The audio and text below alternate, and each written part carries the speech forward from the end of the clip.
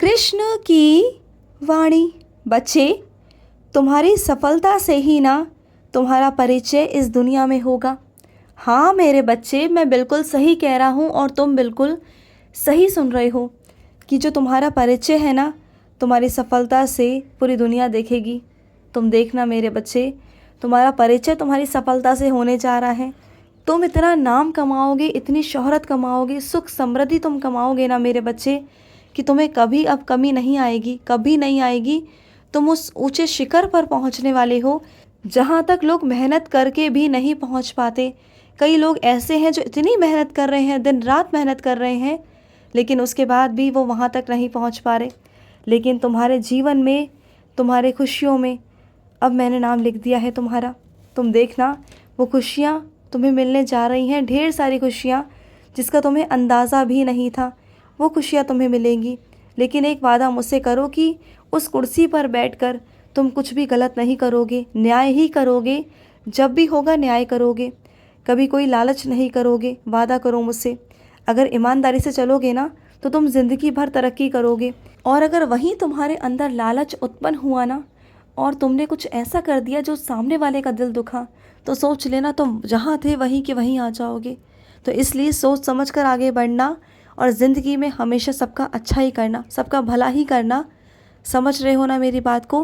क्योंकि मैंने तुम्हें उस कुर्सी पर बिठाया ज़रूर है, लेकिन बिठाया है दुनिया के कल्याण के लिए, दुनिया के न्याय के लिए, कि तुम न्याय करोगे, सच्चाई के रास्तों पर चलोगे।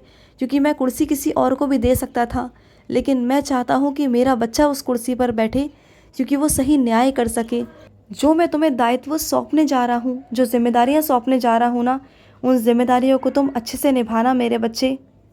और सुनो, तुम हारे नहीं हो मेरे बच्चे, नहीं हारे हो तुम। मानता हूँ कि तुमने कदम आगे बढ़ाया था और तुम उसमें असफल थे। इसका मतलब ये तो नहीं ना कि बार बार तुम असफल ही रहोगे। ऐसा नहीं है मेरे बच्चे। प्रयास करते रहो, इस बार तुम सफल हो जाओगे। क्योंकि पिछली बार तुम जिस दिशा की तरफ चल रहे थे ना, वो गलत दिशा थी मेरे बच्चे। तुम गलत दिशा की तरफ मुड़ गए थे। अब तुम बिल्कुल सही दिशा की तरफ हो।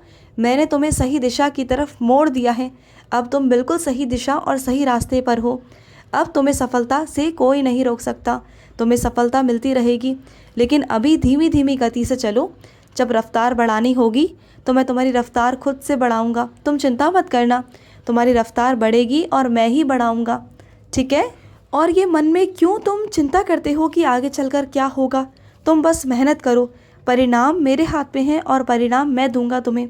बस इतना जान लो कि जो भी परिणाम आएगा वो सकारात्मक ही आएगा। समझ रहे हो? और सुनो, नकारात्मक लोगों के आसपास बैठना बंद करो। उनका अपने जीवन में दखलंदाजी करना बंद करो, क्योंकि वो लोग ऐसे हैं ना कि तुम्हें बहुत नकारात्मक करते हैं, तुम्हारी सोच को बहुत नकारात्मक करते हैं, तुम्हें हमेशा पीछे खींचते हैं। कोई चीज़ अगर अच्छी भी हो रही होगी, उसमें भी नकारात्मकता ढूंढ करना तुम्हें दिखाते हैं। तुम परेशान हो जाते हो, फिर तुम्हारे सवाल जवाब मुझसे होने लगते हैं। देखो, मैं तुमसे सवाल जवाब पूछने को मना नहीं कर रहा, लेकिन कम से कम सही सवाल जवाब तो करोगे ना। क्यों तुम ऐसे लोगों की बातों में आकर खुद को भी परेशान करते हो, मुझे भी परेशान करते हो? ऐसा मत किया करो, ठीक है? और सुनो, भागवत गीता अगर तुम्हारे घर में है ना, तो तुम्हारा फ़र्ज़ बनता है कि हर हफ्ते, हर 2 दिन में तुम उसकी धूल मिट्टी को झाड़ो, सफाई रखो। क्योंकि भागवत गीता मेरा आशीर्वाद है, और तुम जैसे मेरी मूर्ति को, मेरे स्वरूप को साफ़ रखते हो ना, इसी तरीके से उन्हें भी ढककर और साफ़ सुथरा रखा करो, ठीक है? और रामनवमी वाले दिन भागवत गीता ज़रूर ज़रूर पढ़ना मेरे बच्चे।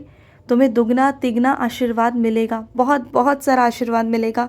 पढ़ना ज़रूर मेरे बच्चे, और समझने की भी कोशिश करना, क्योंकि कुछ चीज़ें ऐसी हैं जो मैं तुम्हें बोलकर नहीं, पढ़कर समझाना चाहता हूँ। मैं तुमसे पढ़वा करना तुम्हें कुछ ज्ञान देना चाहता हूँ, कुछ समझाना चाहता हूँ, तो उन बातों को समझना।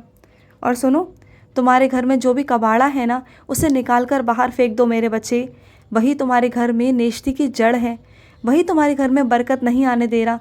उस कबाड़े को निकाल दो मेरे बच्चे। वो कबाड़ा अच्छा नहीं है। क्यों तुमने संभाल कर रखा हुआ है उस कबाड़े को? वो तुम्हारे काम का है ही नहीं। और सुनो मेरे बच्चे, मुझे मालूम है कि तुम बीमारी के लिए बहुत भागे हो, बहुत दवाइयाँ तुमने ली हैं, बहुत पैसे खर्च तुम्हारे हुए हैं, इधर से उधर, इधर से उधर।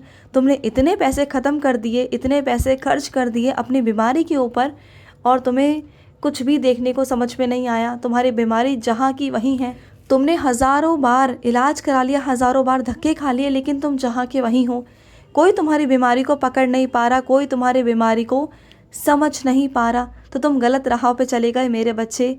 तुम चले गए डॉक्टरों के पास, लेकिन तुम मेरे पास तो आए ही नहीं। तुम्हारा कृष्ण भी तो वैद्य है मेरे बच्चे।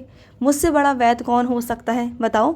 तुम मेरे पास आओ, मैं तुम्हें ऐसा आशीर्वाद दूंगा ना कि चाहे कैसी भी बीमारी हो तुम ठीक हो जाओगे। तुम मथुरा आ जाओ, एक बार राम रमन के तुम मंदिर आ जाओ, एक बार आ जाओ। बस तुम देखते जाना कि जब तुम वहाँ प्रवेश करोगे ना, मेरे मथुरा आओगे, मेरी मथुरा नगरी में तुम एक कदम रखोगे ना, तो तुम्हें मेरा एहसास हो जाएगा। और उस ब्रज में आकर तुम्हें बीमारी ही भूल जाओगे। ऐसे हो जाओगे जैसे तुम्हें कोई बीमारी है ही नहीं। आज जो शरीर में तुम्हारी थकावट रहती है, थोड़ा सा भी अगर तुम काम कर लो तो तुम थक जाते हो, लेकिन जैसे ही तुम मथुरा आओगे ना, तुम्हारे अंदर इतनी फुर्ती आएगी ना कि तुम खुद चलकर मेरे पास, मेरे मंदिर आओगे। तुम बस आओ तो सही। और जब वहाँ से जाओगे ना, तो झोलियाँ भर कर तुम्हें भेजूँगा। और जो तुम्हारी बीमारी है ना, वो ऐसे छू मंतर हो जाएगी ना कि जैसे वो है ही नहीं, तुम देख लेना। और जो तुम मेरे आगे दीपक जलाते हो ना, उस दीपक के थोड़े से घी को, जो दीपक है ना, दीपक में जो घी है मेरे बच्चे, उस घी को लेकर अपने माथे पर ज़रूर लगाया करो। थोड़ा सा घी ज़रूर लगाओ, देखना तुम बहुत जल्दी ठीक हो जाओगे। तुम्हारी बीमारी बहुत जल्दी ख़त्म हो जाएगी मेरे बच्चे, ज़रूर हो जाएगी। और सुनो, जो तुमने जमा पूंजी इकट्ठी की थी ना, तुरई तुरई करके, बहुत छोटे छोटे पैसों को तुमने इकट्ठा करके ना एक बड़ी राशि में तब्दील कर दिया मेरे बच्चे। तुमने एक बड़ी राशि इकट्ठी कर ली, धीरे धीरे कर कर अपना पेट काट कर, अपनी खुशियों को मार कर, अपने शौक़ों को मार कर। लेकिन अब वही पैसों पर नज़र किसी और की है, तो किसी और को पता मत चलने दो।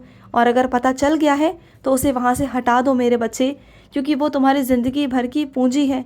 तुमने वो इकट्ठी की है मेहनत के साथ, अपना पेट काट कर, अपनी खुशियों को मार कर, अपने शौक़ों को मार कर। तुमने अपने शौक़ नहीं देखे, लेकिन तुमने अपने बच्चों के लिए वो पैसे इकट्ठे किए। लेकिन किसी और की नज़र है उन पैसों पर, तो थोड़ा सा बच के रहो मेरे बच्चे। उन पैसों को वहाँ से हटा दो मेरे बच्चे, नहीं तो वो भी बर्बाद हो जाएंगे।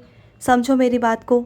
और सुनो, तुम मेरी सेवा चाहते हो ना, तो मेरे बच्चों को तुम भरपेट खाना खिलाया करो।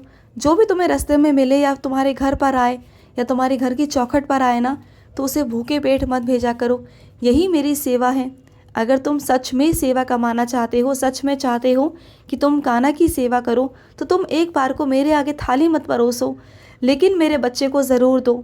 मेरा कोई ऐसा बच्चा जो कोई भी तुम्हारे पास आता है ना, तो वो पूरी आशा और उम्मीद के साथ तुम्हारे पास आता है कि तुमसे कुछ मिलेगा।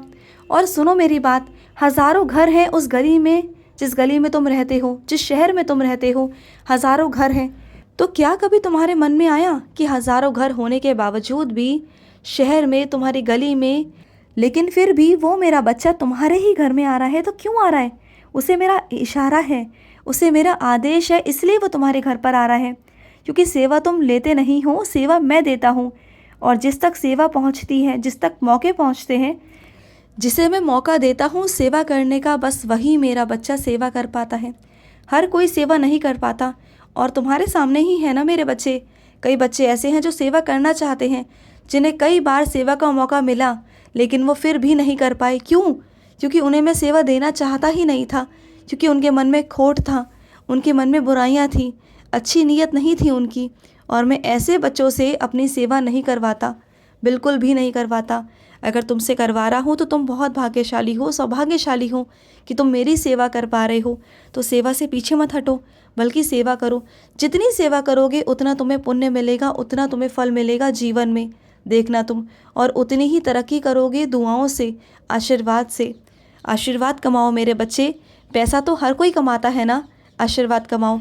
कभी ज़िंदगी में असफल नहीं रहोगे। आशीर्वाद कमाओ मेरे बच्चे, खुश रहो। आज का रात्रि कृष्ण संदेश समाप्त हुआ। जय श्री कृष्णा।